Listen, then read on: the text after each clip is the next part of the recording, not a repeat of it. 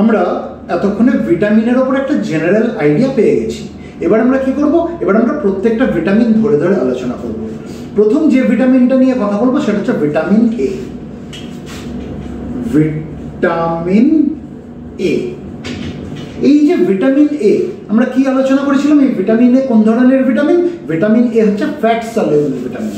Vitamin A হচ্ছে fat soluble vitamin. এবার এই ভিটামিন এর ভিটামার্স কি কি আছে সেগুলো একটু শিখে নিই। ভিটামিন এর যদি ভিটামার বলতে হয় সেটা হচ্ছে রেটিনল, রেটিনাল যেটাকে আমরা রেটিনালডিহাইড বলি, রেটিনোইক অ্যাসিড আছে এবং সেভারাল প্রোভিটামিন ক্যারোটিনয়েডস রয়েছে, যার মধ্যে প্রধান হচ্ছে বিটা ক্যারোটিন। এই যে নামগুলো বললাম একবারে শুনে মনে থাকবে না, তাহলে নামগুলো আমায় লিখতে হবে। What are the vitamers of vitamin A? Vitamers of vitamin A কি কি রয়েছে? ভিটামিনের কি কি ভিটামার্স রয়েছে? প্রথম নাম আমি কি বললাম? রেটিনল। প্রথম যেটা বললাম সেটা হচ্ছে রেটিনল। দ্বিতীয় নামটা কি বললাম? রেটিনাল। রেটিনাল, রেটিনাল, ঠিক আছে। এটাকে রেটিনাল ডিহাইডও বলা হয়, এটাকে রেটিনাল ডিহাইডও বলা হয়।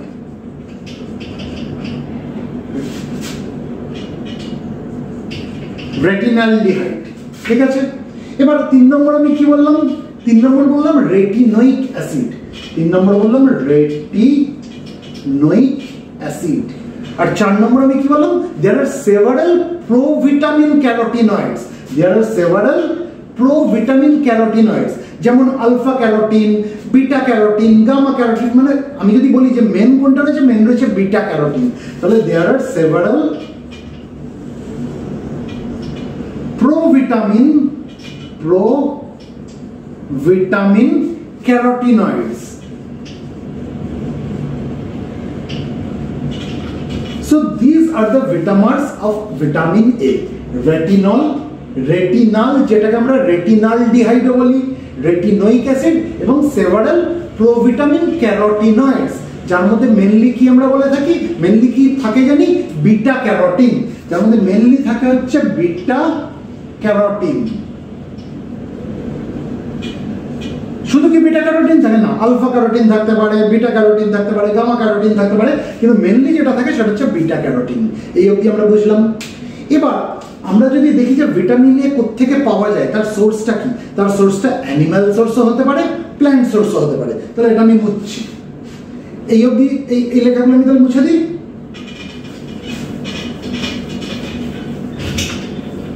তাহলে এবার আমরা দেখি যে অ্যানিম্যাল সোর্স আর প্ল্যান্ট সোর্স দুটো আলাদা আলাদা ভাগ। অ্যানিম্যাল সোর্স আর একটা হচ্ছে প্ল্যান্ট সোর্স। এবার দেখো এই অ্যানিম্যাল সোর্স থেকে যে ফুডগুলো আমরা নিয়ে থাকি, অ্যানিম্যাল সোর্স থেকে যে ফুডগুলো নিয়ে থাকি তার মধ্যে আমরা কি কি পাই? তার মধ্যে আমরা রেটিনল পাই, রেটিনল, আর কি পাই? রেটিনাল এস্টার্স পাই, রেটিনাল এস্টার্স পাই।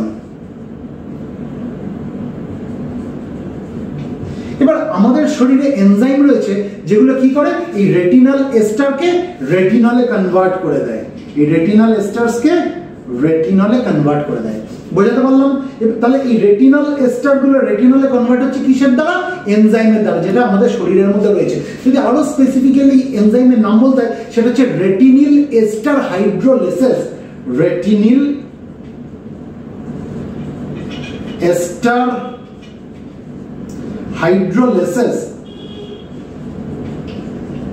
এগুলো কি? এগুলো কিচ্ছু না, এগুলো হচ্ছে এনজাইম। তার মানে আমরা কি দেখলাম? আমরা অ্যানিমাল সোর্স থেকে যে ফুডগুলো পাচ্ছি তার মধ্যে আমরা হয় রেটিনল ফর্মে আমরা ভিটামিন এ নিচ্ছি, অথবা সেটা রেটিনাল এস্টার হিসাবে থাকছে। যদি রেটিনাল এস্টার হিসাবে থাকে তাহলে আমাদের শরীরের মধ্যে যে এনজাইম রয়েছে, যেমন রেটিনিল এস্টার হাইড্রোলেসেস বলে যে এনজাইম রয়েছে, সেই রেটিনিল এস্টার হাইড্রোলেসেস কি করবে? রেটিনাল এস্টারকে কিসে কনভার্ট করে দেবে?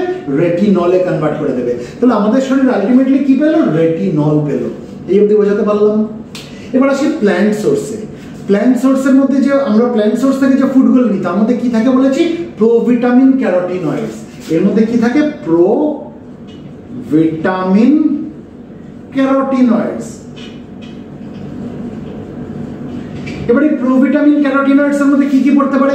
আলফা ক্যারোটিন হতে পারে, বিটা ক্যারোটিন হতে পারে, গামা ক্যারোটিন হতে পারে, বা জ্যান্থোফিল বিটা ক্রিপ্টোজ্যান্থিন হতে পারে। ঠিক আছে, আমি নামগুলো লিখি, নাহলে নামগুলো একটু শক্ত ভুলে যাবে। আলফা ক্যারোটিন, আর কি হতে পারে বললাম? বিটা ক্যারোটিন,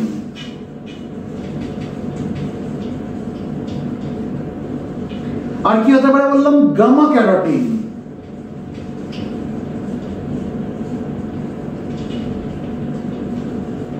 ঠিক আছে, আর কি হতে পারে? Xanthophyll beta ক্রিপ্টোজ্যান্থিন।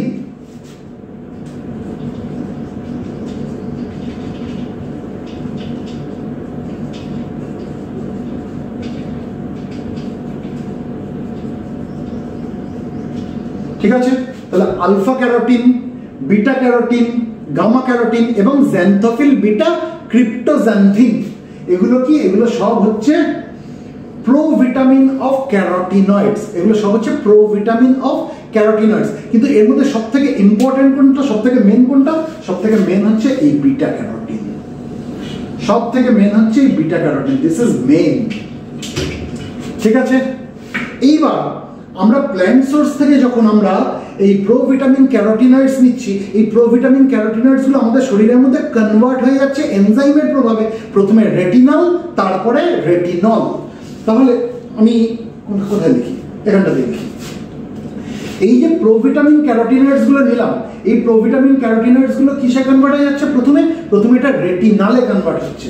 প্রথমে এটা রেটিনালে কনভার্ট হচ্ছে, তারপরে এই রেটিনাল থেকে কিসে কনভার্ট হয়ে যাচ্ছে? রেটিনলে কনভার্ট হয়ে যাচ্ছে।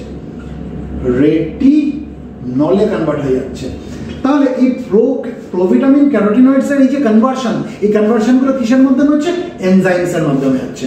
বোঝাতে পারলাম? তাহলে আলটিমেটলি দেখো, আমরা অ্যানিমাল সোর্স থেকেই নিই বা আমরা প্ল্যান্ট সোর্স থেকে নিই, আমরা আমাদের শরীরে আলটিমেটলি কোনটা গেল? অ্যাবজর্ব হলো ইন্টেস্টাইন থেকে, কোনটা? রেটিনল অ্যাবজর্ব হলো। হয় আমরা রেটিনল ফর্মে নিলাম যখন আমরা অ্যানিমাল সোর্স থেকে নিলাম, বা আমরা রেটিনাল এস্টার্স হিসাবে নিলাম। কিন্তু এই রেটিনাল এস্টার্স যেগুলো রয়েছে সেগুলো কনভার্ট হয়ে গিয়ে আলটিমেটলি রেটিনল তৈরি করলো। আর রেটিনল কি হলো? আমাদের ইন্টেস্টাইন থেকে অ্যাবজর্ব হয়ে গেল। আমরা যখন প্ল্যান্ট সোর্স থেকে কোনো ফুড কনজিউম করছি, তখন আমাদের যে প্রোভিটামিন ক্যারোটিনয়েডস যেগুলো যাচ্ছে, এগুলো আলটিমেটলি রেটিনলে কনভার্ট হচ্ছে। প্রথমে সেটা রেটিনালে কনভার্ট হচ্ছে, তারপর রেটিনলে কনভার্ট হচ্ছে। তাহলে আলটিমেটলি কিসে কনভার্ট হচ্ছে? ফাইনাল কিসে কনভার্ট হচ্ছে? রেটিনল। এই রেটিনলই আমাদের ইন্টেস্টাইন থেকে অ্যাবজর্ব হয়ে যাচ্ছে। বোঝাতে পারলাম? এই যে ভিটামিন এ, এই ভিটামিন এর অনেক কাজ, ভিটামিন এর অনেক কাজ, কিন্তু প্রধান কাজ যদি বলতে হয়, এর একটা মেজর রোল আমরা দেখবো চোখের ওপরে রয়েছে। আমরা যে দেখতে পাই, আমাদের যে দৃষ্টিশক্তি, তার উপরে এই ভিটামিন এর কাজ রয়েছে। যদি ভিটামিন এ আমাদের শরীরে সাফিসিয়েন্ট না যায়, তাহলে কি হবে? আমাদের দৃষ্টিশক্তি অতটা প্রবল থাকবে না, আমরা রাতে দেখতে পাবো না ঠিক করে। ঠিক আছে, তাহলে সোর্স যদি বলতে হয় ভিটামিন এ কোন খাবার খেলে আমাদের শরীরে ভিটামিন এ বেশি করে আসবে, সেই সোর্স বলতে গেলে ফিশ লিভার অয়েল হতে পারে, ডিমের কুসুম হতে পারে, এগ ইয়ক যেটাকে বলে, লিভার হয়, মিল্ক হয়, মানে সবুজ মানে লিফি গ্রিনি ভেজিটেবলস যেগুলো সেগুলো হয়, ইয়েলো ফ্রুটস হয়, ক্যারটস হয়। আমি তাহলে একটু সোর্সগুলো লিখে দিচ্ছি, তাহলে মনে থাকবে, নাহলে মনে থাকবে না। বাটার হতে পারে। তাহলে what are the dietary sources of vitamin A? Dietary sources এর মধ্যে আমরা প্রথম কি বললাম? Fish liver oil. প্রথম বললাম ফিশ লিভার অয়েল। 2 নম্বর কি বললাম? এগ ইয়ক। 3 নম্বর আমি কি বললাম? লিভার। 4 নম্বর কি বলেছি? মিল্ক। 5 নম্বর আমি কি বলেছি? Leafy green vegetables. Leafy green vegetables. 6 নম্বর আমি কি বলেছি? আর কি হতে পারে? ইয়েলো ফ্রুটস হতে পারে।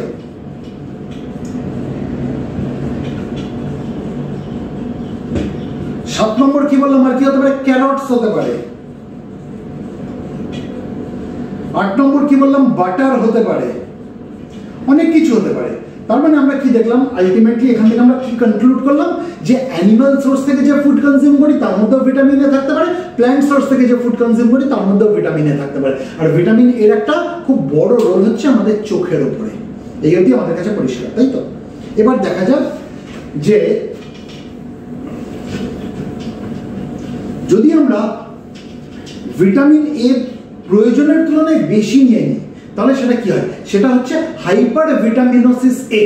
ঠিক আছে, প্রয়োজনের তুলনায় বেশি যদি কোনো ভিটামিন আমাদের শরীরে আসে it will lead to hyper vitaminosis. ঠিক আছে, আচ্ছা এবার আমরা দেখি যে চোখের উপরে কিভাবে রোল রয়েছে। চোখে আমরা রেটিনা আছে জানি, আমাদের চোখের রেটিনা থাকে যেটা হচ্ছে innermost light sensitive layer of tissue.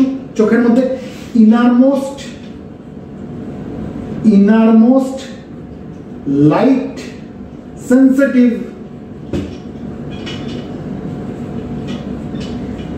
layer of tissue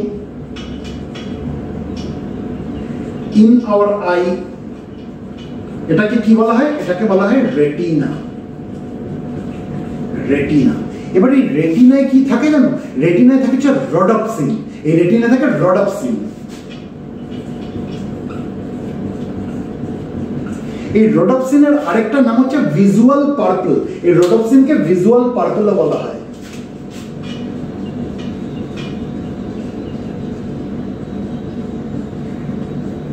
ঠিক আছে, এই রডপসিন বলি বা ভিজুয়াল পার্পল বলি, এগুলো অ্যাকচুয়ালি কি, এগুলো হচ্ছে pigment containing sensory protein. Pigment containing sensory protein, this are pigment containing sensory protein.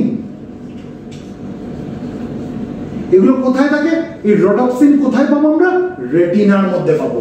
এই যে রডপসিন, এই রডপসিন কি কি নিয়ে তৈরি, এই রডপসিন তৈরি হচ্ছে অপসিন এবং 11-cis রেটিনালডিহাইড বা 11-cis রেটিনালও আমরা বলতে পারি। তাহলে এই রডপসিন কি কি নিয়ে তৈরি, কেন এতগুলো কথা বলছি তার কারণ আছে। এই রডপসিন আমরা যদি দেখি, রডপসিনের মধ্যে আমরা কি পাবো, আমরা পাবো অপসিন দিয়ে রডপসিন তৈরি। এই অপসিনটা কি, এটা হচ্ছে একটা কালারলেস প্রোটিন। এটা হচ্ছে একটা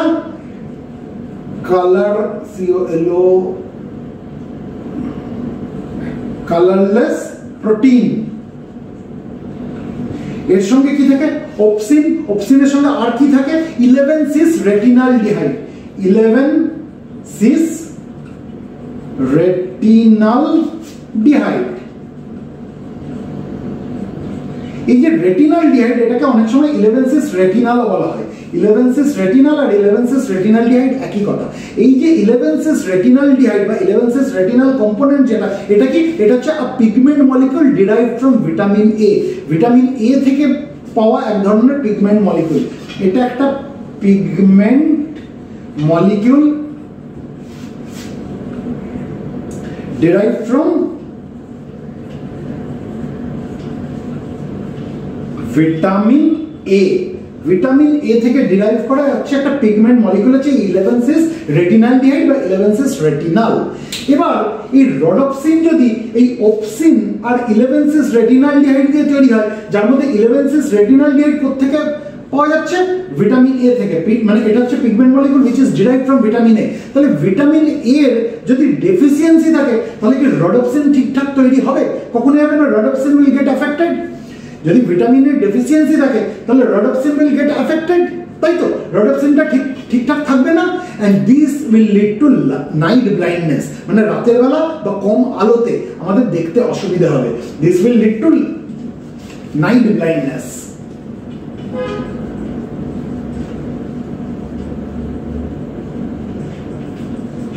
কেন নাইট ব্লাইন্ডনেস হবে জানো? কারণ এই যে রডপসিন যেটা, এই রডপসিনটা কিসের জন্য দরকার জানো? ডিম লাইটে আমরা এই রডপসিনের কারণে কিন্তু আমরা ডিম লাইটে দেখতে পাই।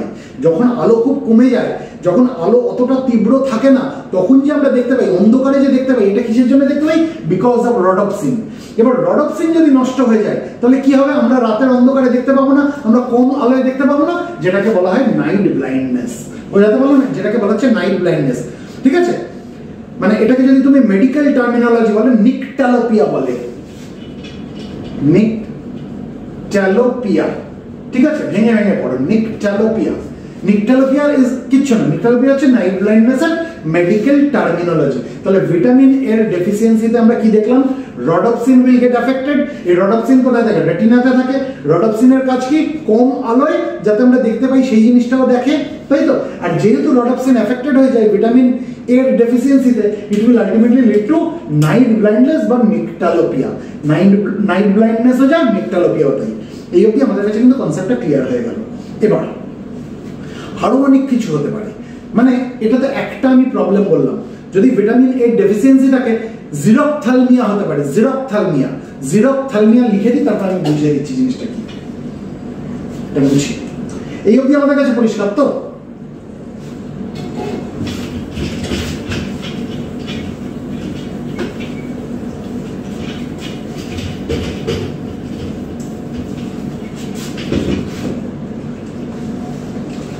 জিরোপথ্যালমিয়া,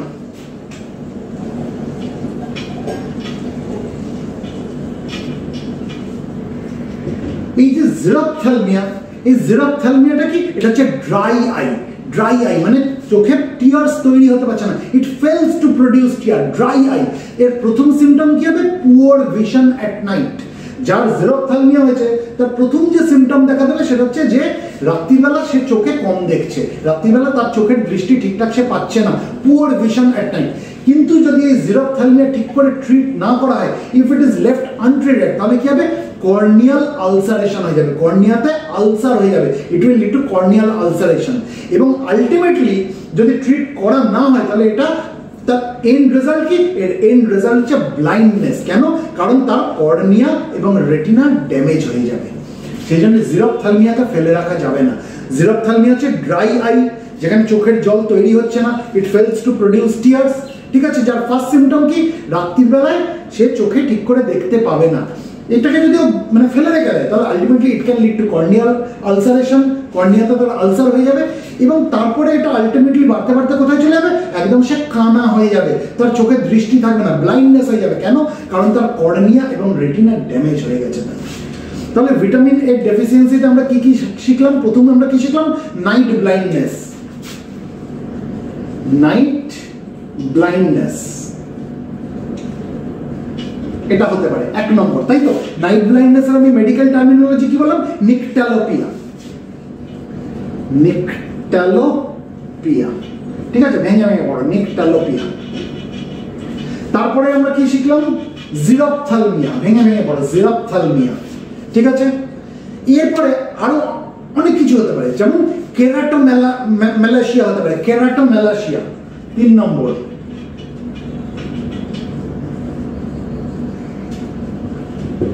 এই যে কেরাটোমেলাসিয়া, এই কেরাটোমেলাসিয়ায় কি হয়? কর্নিয়াটা ওপেক হয়ে যায়। ওপেক মানে যার একদিক থেকে আরেক দিকে আলো পৌঁছাচ্ছে না। এই কেরাটোমেলাসিয়ায় কি হয়? কর্নিয়া ওপেক হয়ে যায়, তার ভেতর দিয়ে আলো পাস করতে পারছে না, and ultimately this leads to blindness. এখানে কি হয়ে যায়? কর্নিয়াটা ওপেক হয়ে যায়, ঠিক আছে? And this leads to blindness. এটা তো এই এতগুলো, এই যে তিনটে যে আমরা শিখলাম, নাইট ব্লাইন্ডনেস, জিরোপথ্যালমিয়া, কেরাটোমেলাসিয়া, এগুলো সব হচ্ছে চোখ রিলেটেড সমস্যা। এছাড়াও অনেক সময় দেখা যায় যে ভিটামিন এর ডেফিসিয়েন্সিতে স্কিনও এফেক্ট করে, যেটাকে বলে হাইপার কেরাটোসিস। হাইপার কেরাটোসিস, যেখানে কি হয়? স্কিনের যেটা আউটার মোস্ট যে লেয়ার, যেটাকে আমরা স্ট্র্যাটাম কর্নিয়াম বলি, সেটা মোটা হয়ে যায়। তাহলে সমস্যাটার নাম কি? সমস্যাটার নাম হচ্ছে হাইপার কেরাটোসিস। হাইপার, অন্য রং দিয়ে লিখি, পেনগুলো খালি করছে না কারণে। Keratosis, hyper keratosis. এখানে কি হয়ে যায়? এখানে স্কিনের যেটা আউটার মোস্ট লেয়ার সেটা মোটা হয়ে যায়, সেটা থিকেন্ড হয়ে যায়। Thickening of the outermost layer of skin, thickening of the outermost layer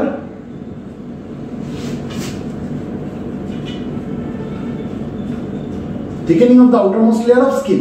এই যে আউটারমোস্ট লেয়ার বললাম, স্কিনের যে আউটারমোস্ট লেয়ার, এই স্কিনের আউটারমোস্ট লেয়ারটাকে কি বলে? স্ট্র্যাটাম কর্নিয়াম।